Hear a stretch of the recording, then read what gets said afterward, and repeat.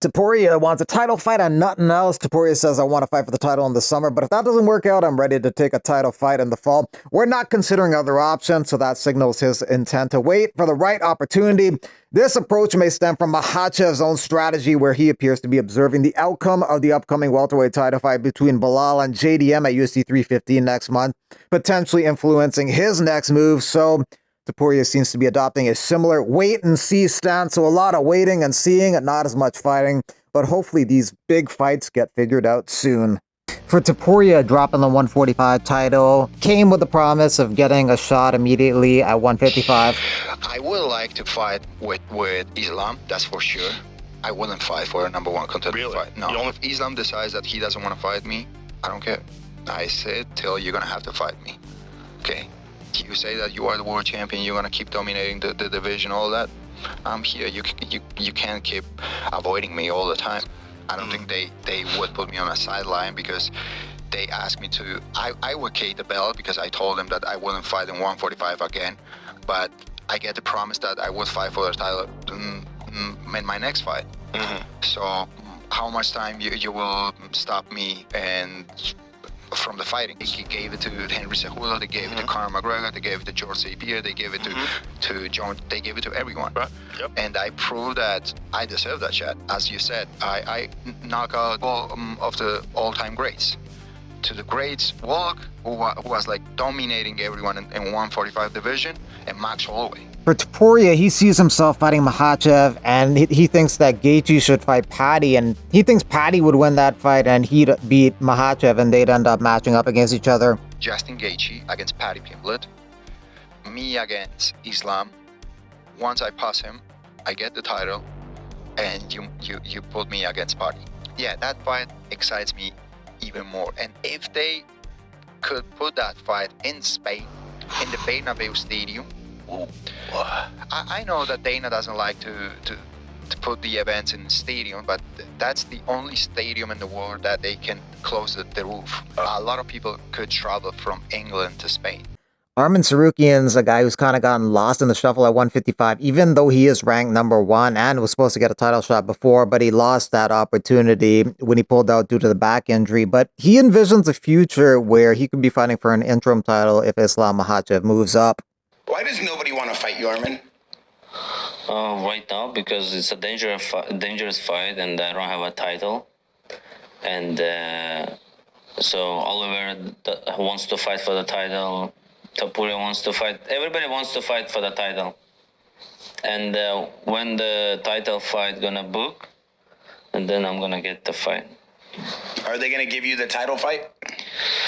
Depends. If Islam gonna move to 170, yeah, they gotta give me interim title with somebody. He said.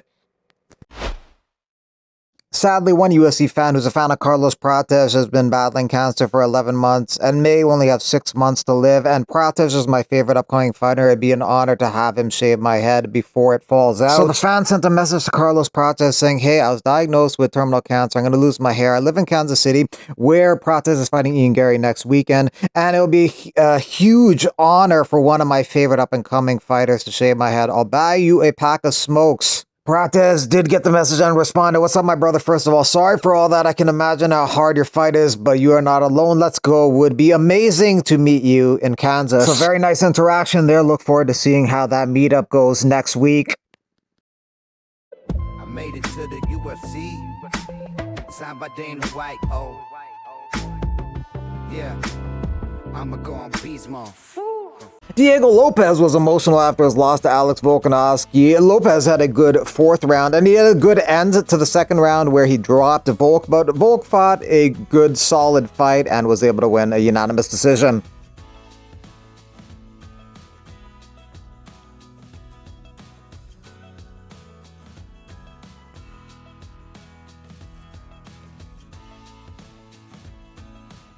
Amanda Nunes says her comeback is fueled by the desire for new challenges and reclaiming the title she never lost. She says that Kayla, strong as hell, that's the one I want. It could be Juliana. Fought her twice, I'll fight her again. Kayla Harrison is strong. Good judo, great grappling, evolving on the feet. That's the one I want, but it's the outcome of 316 between Pena and Harrison. That's going to determine who Nunes' next opponent is as she prepares for her UFC return. UFC Fight Club presale for that event has started now. You got 2 title fights on that. Pena Harrison in the main event, Dvalishvili versus O'Malley Part 2. Mike Chandler on his loss to Paddy Pimblett says there's no words to describe the pain and disappointment you feel. You just live with it, you let it take its lot, and you leave with what's left. From there, you rebuild. The best you can do is move forward with confident expectancy and pride in the attempt. Chandler's fought a lot of good fighters in the UFC, so as a result, his record has been 2 wins and 5 losses. What's next for him? Who knows? For me, it's like, I'm going to be completely honest with you. For me, Chandler, he never was a extraordinary fighter. He was like average level of fighter. Like, who did he beat like in the UFC? Dan Hooker and Tony Ferguson when he was like almost 4 years old. See, worse. Yes. It's a very competitive fight. Yes. You see almost a bar fight. Mm-hmm. You see 2 guys in the middle of the octagon exchanging punches, but you don't see technique. You don't see skills.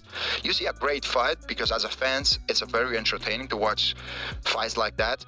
But if you really think about it, it's like you don't see skills in that fight. You don't see someone trying to take you down, control you, some great submissions, great transitions. I don't know, in striking. You see a guy that he's like looking for a combination. He's looking for his moment, creating a spaces. You don't see like, I don't know. At the same time, you don't have to be Belal. There are 2 types of champions for me. Like, there are champions who prepare themselves to win, and there are the other ones who prepare themselves to dominate. I prepare myself not to win because I know that I'm gonna win. I want to win in fashion. I want to dominate. I want to maul people. I want people to be entertained. I want people to be like, wow, I'm happy that I spent the money this Saturday night going watch this guy. This is what I want. Tawfiq Musayev is signed with the UFC in the 155-pound division. He will make his debut June 21st in Azerbaijan, Baku. He's from Azerbaijan, so it makes sense that he makes his debut there. He had some good wins in Ryzen, was a former tournament champion there, and also picked up a victory in Bellator as well. Mihail Oleksiejczuk, fresh off his KO victory over Cedric Dumas, would like to take on the winner of Joe Pyfer versus Kelvin Gastelum, which takes place on June 7th. Pyfer versus Oleksiejczuk could be quite interesting. Probably just a first-round slugfest until someone gets slept.